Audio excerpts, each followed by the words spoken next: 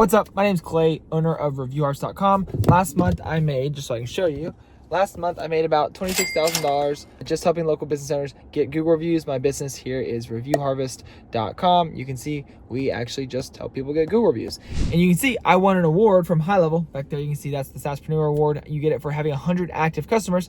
And so I did all of this just white labeling GoHighLevel and selling it to local business owners, doing this one simple thing, just having them Google reviews. And so if you're interested in getting your first clients for your digital marketing agency, if you're interested in white labeling HighLevel or another software and you want to get your couple customers, this will be a beneficial video to you. I'm gonna show you the 7 ways you can get your first customers. And at the very end, I'm gonna show you the way that literally kept me from having to get a job. I was this close to going to get a job and I did this and it helped me get a bunch of customers coming in the door pretty quickly so that I didn't have to get a job. So number 1 is local events, Chamber of Commerce style, BNI style, local things. What I love about this is that you can go meet with people face to face. The number 1 thing that you lack when you're getting started is you lack any proof and you lack any reason for people to trust you, right? You're just getting started.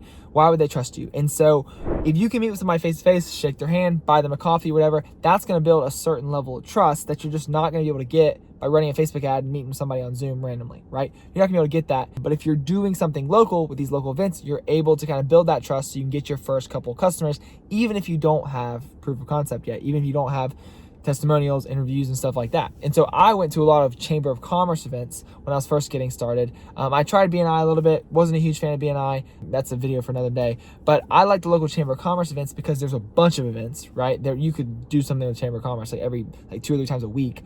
Would have a ribbon cutting. You go meet the owner, you go talk to the owner. They're a brand new business. They probably don't have a review system already. You can offer to get them set up for free. It was a great way for me to get my foot in the door with people that do own businesses. The reason why I kind of quit doing it after 3 or 4 months was because the Chamber of Commerce was very, very, very heavily, in my area, very heavily real estate agents. And I wasn't really serving real estate agents and they weren't the best. And so I kind of slacked off after I got my first 10, 15, 20 customers and I was focusing on other channels. It was a great place. I probably got 5 or 6 customers out of my first 20 or 30 customers. Probably 5 or 6 of them came from the chamber. So I think that's a great opportunity to go ahead and start getting your foot in the door with people. Number 2, door knocking and business parks. So I've done this once. I had a bunch of Google review cards and I went and handed them out to businesses, business commerce parks. I programmed them with their link, all that sort of stuff so that I could hopefully get a foot in the door and then book like a sales opportunity, book a demo call or something like that.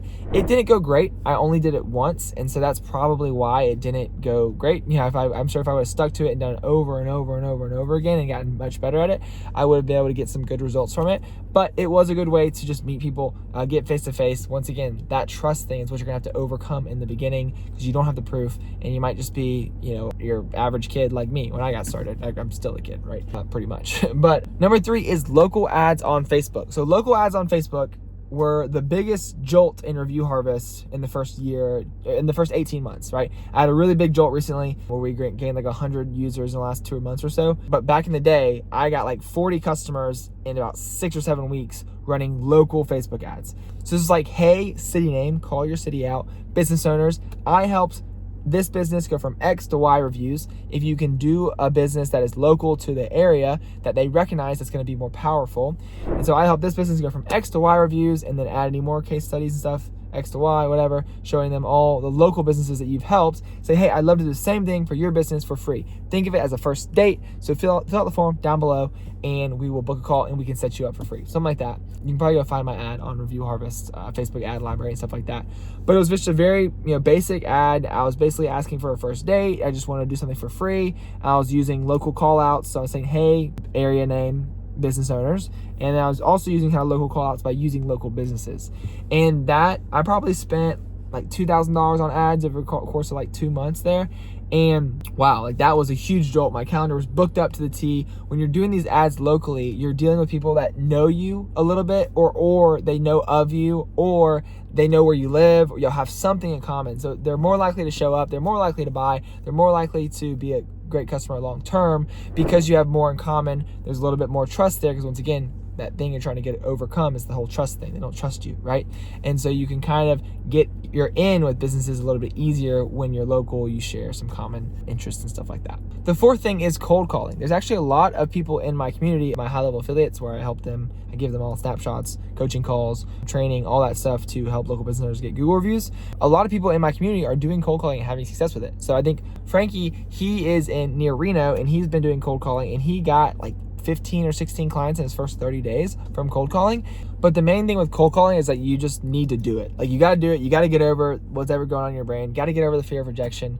You got to learn how to kind of control your tone. I know that's a big thing that in cold calling, you don't want to sound like desperate or anything like that. You just want to kind of relax.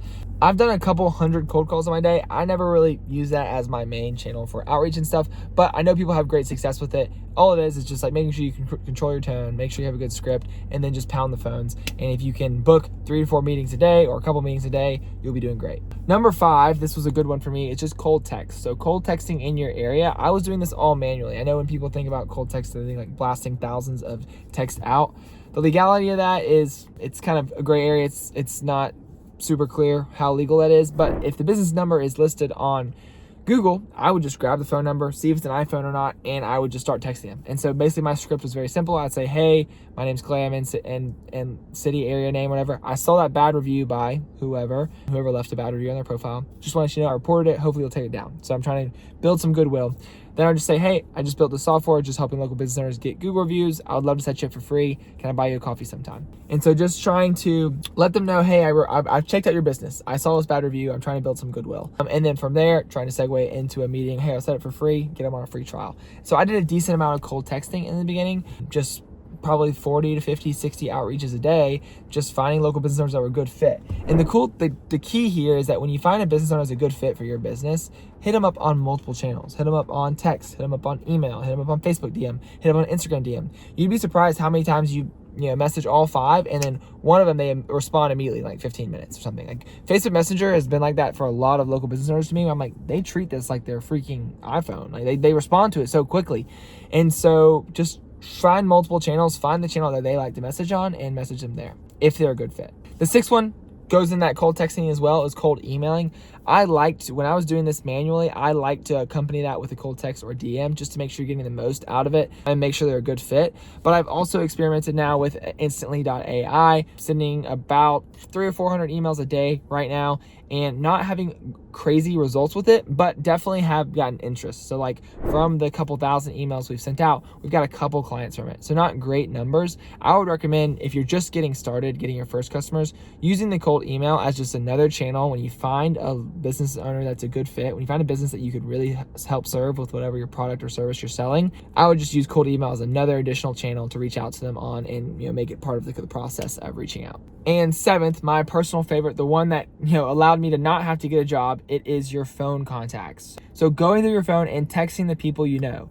I probably had 700 or 800 contacts at the time, and I was struggling. Business was slow. I was thinking about kind of throwing in the towel, or at least getting a job to do that, work that part-time or full-time, and then kind of do this on the side. And I remember I spent a day where I sent about 200 or 300 texts to my contacts. If you don't have a lot of contacts, you do Instagram DMs, Facebook DMs to your followers, stuff like that. I sent a whole bunch of stuff out because I saw Alex Ramsey's video about your first customers or whatever, and that changed my business for sure. I booked meetings, I got sales, got people set up. Then the word of mouth ball started rolling from there, because I was really serving those people really well, being really intentional about making sure they had a great customer experience, getting them a lot of reviews, and then asking for referrals. And that allowed me to start snowballing my customer base and growing month over month pretty consistently, and not have to get a job. And so that would be my number one thing that I recommend everybody to do. If you're struggling to get customers right now, go through your phone contacts, go through your Facebook followers, go through your Instagram followers, DM them, strike up a conversation first. I mean, that's pretty much what you do when you're reaching out to them. You just say, hey, how's life? How's Timmy? How's soccer practice? How's whatever? Ask them a question, whatever, and then basically segue it eventually into, hey, just want to let you know I'm doing this thing where I help local business owners get Google reviews so they get found on Google. This is just my script. You could change it to whatever you're selling. But would you know anybody who's interested? So don't solicit them for business. Ask if they know anybody who'd be interested. Even if they own a business, if they do own a business, they'll be like, yeah, no, I'd be interested. That sounds great. And if they don't own a business, they could refer you to somebody who does. Or if they're not interested and they are a business owner, then they might just refer you to somebody else. And so don't solicit them. Ask if they know anybody. That'll give you a little bit better results. And if you turn this on turbocharge, you really want to make sure you strike up a conversation and develop some personal connection again. Because if you just blast out message to 200, 300 people, you'll get a lot of people that won't respond, and you might damage a little bit of that goodwill in the relationship because you're kind of pitching them on something which might not matter to you. Because better than being broke. You do what you got to do. No shame when you're getting started. Do whatever you can. Just be busy. Make something happen. So I wouldn't have any shame over that, but I'm just like, you'll get better results if you do kind of message them and talk to them before. But I hope this video is helpful. I hope you enjoyed this yapathon, another yapathon, me just talking. But if you want to see exactly how I do everything, help local business owners get Google reviews by white labeling HighLevel, feel free to watch this 8.5, 9-hour video where I go over everything, literally everything, like everything. Like day 1 through 7, I go over everything, how to set everything up and get your first couple clients. So hope you enjoy this video and see you in the next one. Bye.